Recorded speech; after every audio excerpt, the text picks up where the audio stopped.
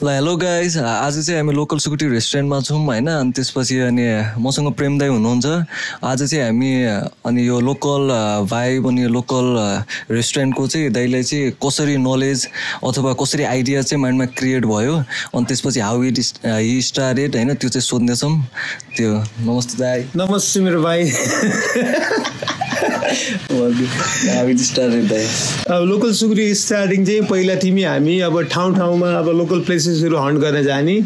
अनि जस्तो कि कोही ठाउँमा एक दुई ठाउँमा चाहिँ भेरी लोकल अथेन्टिक देखेर अनि नम्बर एक त आफ्नो फ्यामिली सर्भाइभ पनि हुनु पऱ्यो, केही न केही गरौँ भन्ने हिसाबले चाहिँ पहिला सुकुटी कसरी बनाउने भन्ने भयो. अनि आफ्नो रुफटप यत्रो रुफटप थियो, यसलाई पनि युज गरौँ भनेपछि चाहिँ थोरै भए नि फ्यामिलीलाई आम्दानीको स्रोत पनि हुन्छ भनेपछि त्यसरी स्टार्ट गरेको पहिला सुरुमा चाहिँ.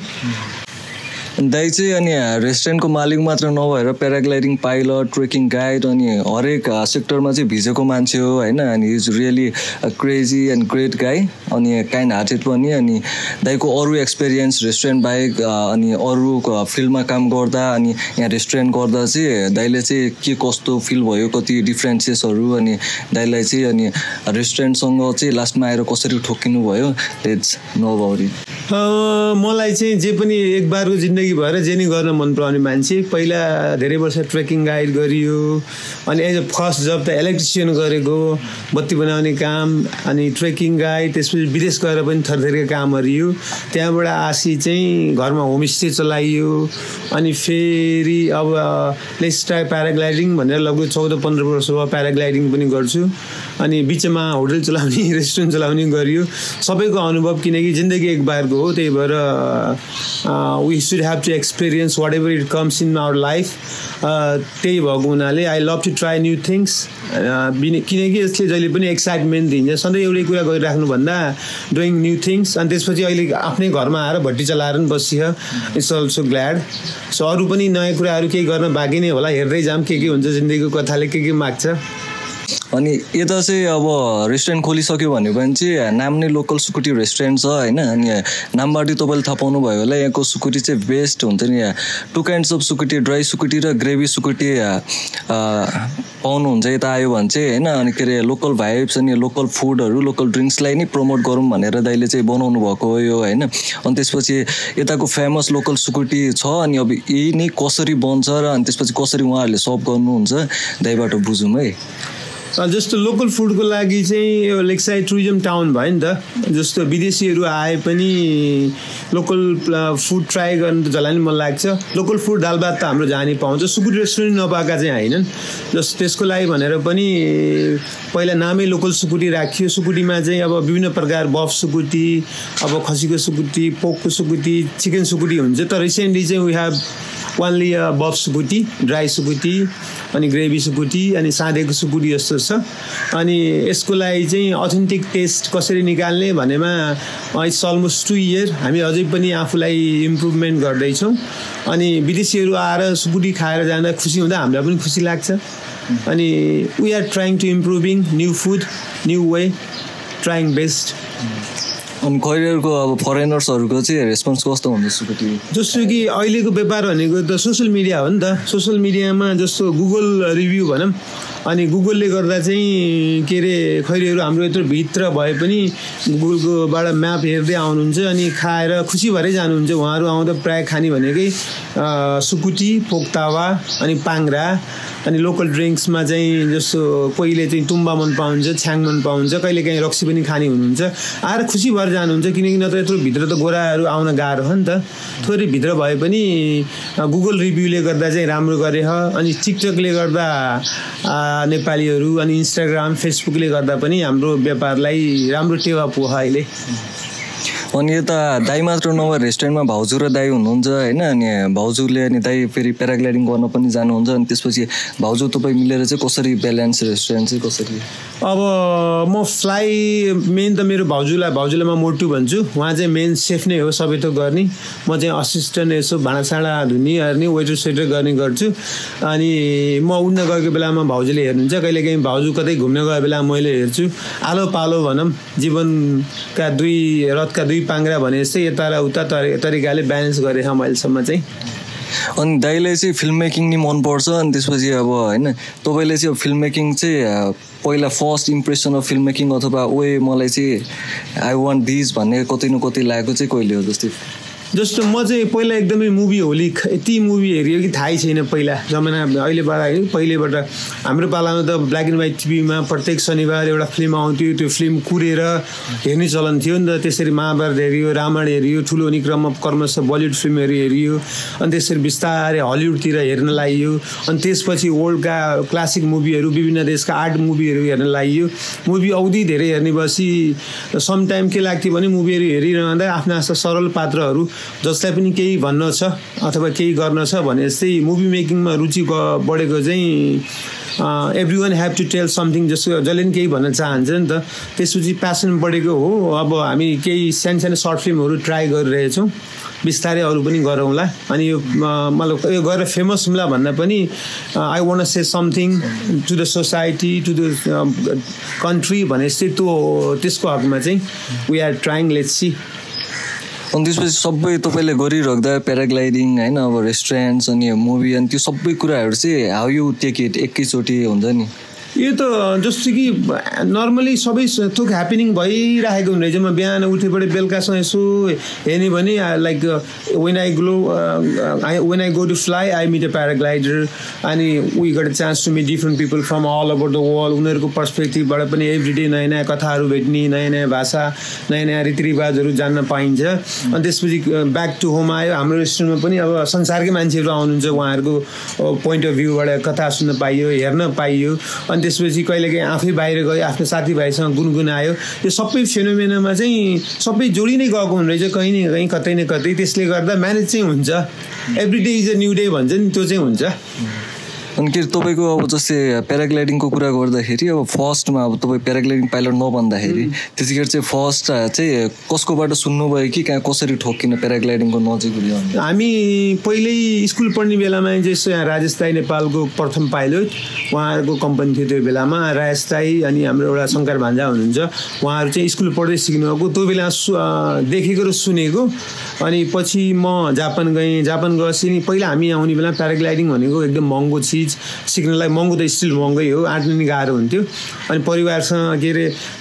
पैसा मारेर प्याराग्लाइडिङ सिक्छु भन्दा नि अलिकति डरको जोखिमपूर्ण खेल हो कि भन्ने अवस्था हुन्थ्यो भने पछि म जापान गएपछि सनराइज अफ ब्लु स्काईका वेबसाइटहरू यसो हेर्थेँ अनि आसी चाहिँ अब फेरि विदेश जाम कि के गरौँ भन्ने बेलामा चाहिँ सडनली चाहिँ यताउति केही नसोचिकन सोझी गएर कोर्समा भर्ना भएर त्यसरी that's how I started paragliding it was exciting journey अनि तपाईँले अब जस्तै पाइलट हुनुभन्दा अगाडिको भन्नाले फिलिङ्स र अनि पाइलट भइसकेपछिको फिलिङ्स डिफ्रेन्सेस डिफ्रेन्सेस चाहिँ यसो एडभेन्चर स्पोर्ट्स अनि पहिला एक्लै उडिन्थ्यो 2 वर्ष अति त्यसपछि अरू कसैलाई लिएर उड्नुपर्छ र कोही मान्छेहरू जस्तो बकेट लिस्ट बनाएर आएको हुनुहुन्छ अनि सर एक्चुअली उडेपछि उहाँहरूलाई उडाउँदाखेरि हामीलाई पनि छुट्टै खुसी लाग्छ जस्तो मैले उड्न त धेरैलाई उडायो 1000 अफ पिपल्सहरू उडायो होला 2-3 जना स्पेसल सम्झिँदा चाहिँ एउटा काठमाडौँको भाइ हुनुहुँदैछ उहाँ साइक्लिस्ट हुनुहुँदैछ अनि साइक्लिङ गर्ने क्रममा उहाँको एक्सिडेन्ट भएछ अनि त्यसपछि उहाँ पोखरा 5 चोटि आउनु रहेछ प्याराग्लाइडिङ गर्ने भने तर कहिले आँट नपुगेको हामी जस्तो गाडीमा जाने बेलामा जहिले पनि टेकअप जाने बेलामा चाहिँ वी सुड मेक हामी चाहिँ जोक गर्दै आफ्ना कुराहरू गर्दै जान्छौँ अनि त्यो भाइ अब त्यसरी प्यासेन्जर बाँड्ने क्रममा त्यो भाइ मसँग पर्नुभयो अनि उड्नुभयो अनि उडेपछि त्यो भाइले आफूले सेयर गर्नुभयो कि दाइ म पोखरा उड्न 5 चोटि आएँ तर finally I got I am flying भन्नुभयो अनि उहाँलाई होप एउटा बढ्यो नि त आफ्नो जीवनको कति मान्छेहरू फेरि हाइट फोबिया भएर उड्न डराउनुहुन्छ उहाँ उडेर गएपछि कमन एकदम फ्यामिलियर हुनुहुन्छ अनि it's a beautiful journey in 14-15 years I did यसै प्याराग्लाइडलाई भनेर इन्डिया गइयो चाइना गइयो बङ्गलादेश गइयो विभिन्न फिल्ड भिजिट होस् कि अथवा काम गर्नको लागि होस् यस्तै धेरै कुरा देखा तपाईँको अब प्याराग्लाइडिङ अब पहिला हेर्दाखेरि र अब अहिले हेर्दाखेरि हुन्छ नि अब ठाउँ त विदिन इयर्स चेन्ज हुँदै जाने भयो होइन अनि अब त्यस्तै गरेर चाहिँ विदिन इयर्स प्याराग्लाइडिङको हुन्छ नि चेन्जेसहरू पोखरामा केही देख्नु भएको छ त्यतिखेर र अहिले जस्ट पहिला हामी पोखरामा सरङकोटबाट उठ्थ्यौँ अहिले चाहिँ अलि उता थोरै थोरै पानी पुरा पहिला यता सरङकोटबाट उठ्दा थोरै चाम धेरै देखिन्थ्यो किनकि पोखराको सान भनेर प्याराग्लाइडिङ गुगलमा खोजे पनि पोखराभन्दा पहिला प्याराग्लाइडिङ देखाउँथ्यो अहिले त्यो चाम अलि कम भयो किनकि we are not able to fly in the same place like before अनि we use in future we will be flying again from there अनि it's a beautiful sports adventurous sports that should be promote more and more in Nepal not only in Nepal, everywhere is growing very rapidly. दाइ चाहिँ मलाई चाहिँ धेरै नै inspire गर्ने मान्छे हो because I learn every day from him होइन अनि मलाई चाहिँ बुझ्नु मन लागेको चाहिँ हुन्छ नि अनि how you take the life अथवा हुन्छ नि हाउ यु अब के भन्नु त्यसलाई अब how you see the life एकदम जटिल प्रश्न नि होला तर सी द लाइफ किनभने म लाइफ चाहिँ जहिले आइ एम भेरी अप्टिमिस्टिक गाई समस्याहरू आउँछ नि मलाई समस्या आए पनि के भन्छ नि समस्या आउँदै देऊ तर प्रब्लम कसैले भगवान्लाई प्रे गरे नि मैले चाहिँ मन शान्ति तन स्वस्थ होस् त्यति नै भन्छु अनि जगतलाई भला गर्न सकौँ भन्छु अनि जीवनका उद्देश्य त मान्छेका अनेक हुन्छ नि त लाइफलाई चाहिँ हामीले जिउँदै जाने हो इट्स जोर्नी हो नि त्यो त पहिला हामी बालक थियौँ बालकबाट थोरै अलिकति वयस्क भइयो वयस्क बसी अलिकति अब बिस्तारै प्रौढ अवस्था आउँछ यो त जोर्नी हो नि त यो जोर्नीमा हामीले लेखेका देखेका भोगेका अनेकौँ यात्राहरू अब अनवरत रूपमा पार गर्दै जाने हो नि त it's a beautiful journey that we have to face everything anything after the life त कसले देखेछ अब कसैले पुनः रिइन्कार्नेसन हुन्छ भन्छ नि तर while living if we try to do a good thing beautiful things for the people अनि हाम्रो ओल्ड एजमा आसी चाहिँ you can flash back your life and you can live for the momentum even at the time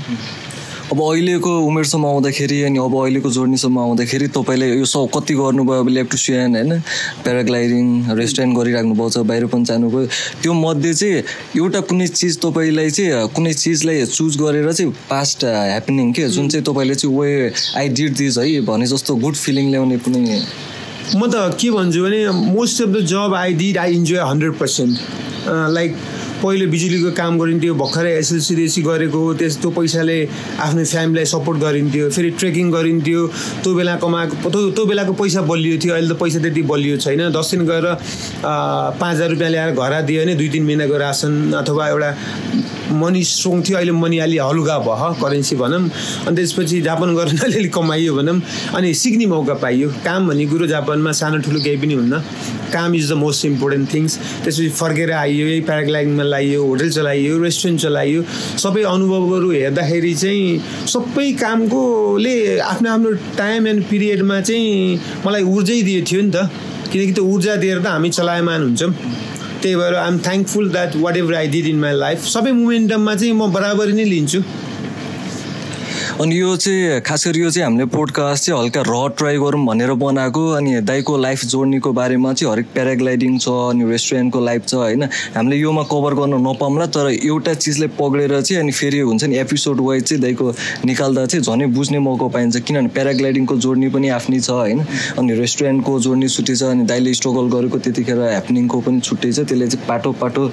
लिएर जान्छौँ हामी होइन अनि प्याराग्लाइडिङ के कस्तो भइरहेछ how people can start paragliding how beautiful it is भन्ने कुराहरू बिस्तारै हामी लिएर आउँछौँ अनि त्यसो तपाईँले अब जस्तै यङ पिपुल्सहरू अथवा एभ्री पिपुल्स होइन एभ्री ह्युमन बिङ्स होइन तपाईँले सिकेको अब अहिलेसम्म सिकेको जोर्नीमा चाहिँ अनि केही चाहिँ अब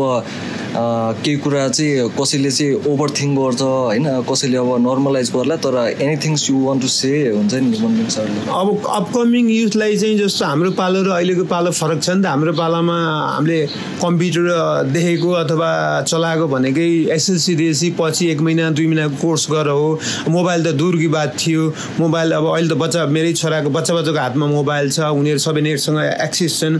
मैले मोबाइल चलाउने फर्स्ट टाइम लिएर चलाउने बेला त इन्कमिङ कलको शुद्ध शुद्ध पैसा तिर्नु पर्थ्यो हैन र त्यही मोबाइलले गर्दा पनि फाइदा पनि छ बेफाइदा पनि धेरै छ अहिले किनकि मान्छेहरू रे मोबाइलले गर्दा विभिन्न सम्बन्धहरू टाढिदा पनि छन् के अहिलेका केटाकेटीहरू हेर्नुपर्छ के अरे त्यही मोबाइलमै मात्र रमाएर हुन त पहिला हाम्रो जस्तो खुला चौर छैन अहिले बाहिर गएर डुल्न खेल्न त्यो व्यवस्थापन छैन किनकि हरेक गल्ली गल्ली बस्ती बस्तीमा किनकि गेटभित्र कोठाभित्र बच्चाहरू लक बस्छ स्कुलमा गए स्कुलभित्र लक घर आए घरभित्र लक बस्छ तर एटलिस्ट म के भन्न चाहन्छु भने चाहिँ यो ग्रोइङ हुँदै गर्दा अलिकति बाटाहरू एउटा मात्र होइन 2-3टा बाटा खोज्दै हिँड्यो भने चाहिँ मान्छे एउटैमा मात्र फोकस भन त मान्छेले एउटैमा मात्र फोकस गर्ने भन्नुहुन्छ मेरो नेचरको हकमा चाहिँ you should try to do explore many thing as you can त्यसमा के हुन्छ नि एउटा अप्सन बन्द भयो भने अर्को अप्सन खुल्छ अर्को अप्सन बन्द भयो भने अर्को अप्सन त खुल्छ नि त एउटैमा फोकस गर्नुभन्दा you should try to do more option in your life अनि आफ्नो जीवनलाई मोमेन्टमलाई जिउने कोसिस गर्नुभयो भने चाहिँ बाटोहरू पनि खुल्दै बन्द हुँदै खुल्दै दियो भने खुलेका चाहिँ हुन्छन् जहिले पनि there is a will there is a way भन्छ नि त जहाँ इच्छा त्यहाँ उपाय त हुन्छ नि त त्यही भएर आफ्नो इच्छालाई जहिले पनि फलो गर्नुहोस् अनि एकैचोटि ठुलो प्राप्ति होइन कि just try to be happy in a small things सादा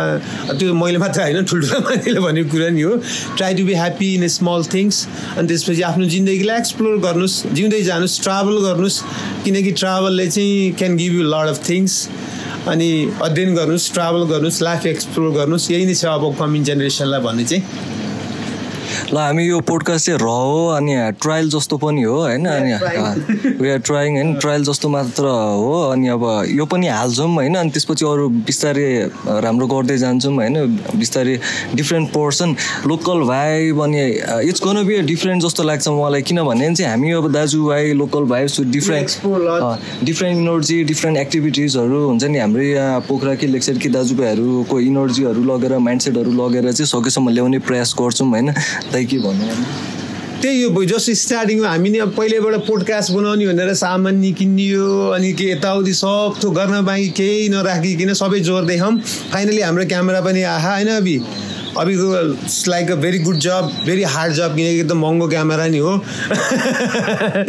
तर एटलिस्ट के लाग्छ भने चाहिँ वी आर ट्राइङ किनकि पोडकास्ट अहिले चाहिँ नेपालमा राम्रो भयो है अनि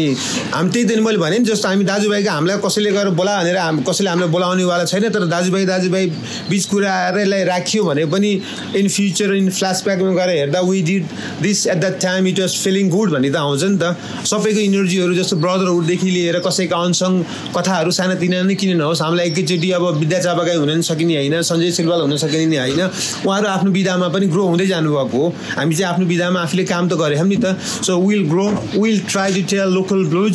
स्टे ट्युन्ड जय हो।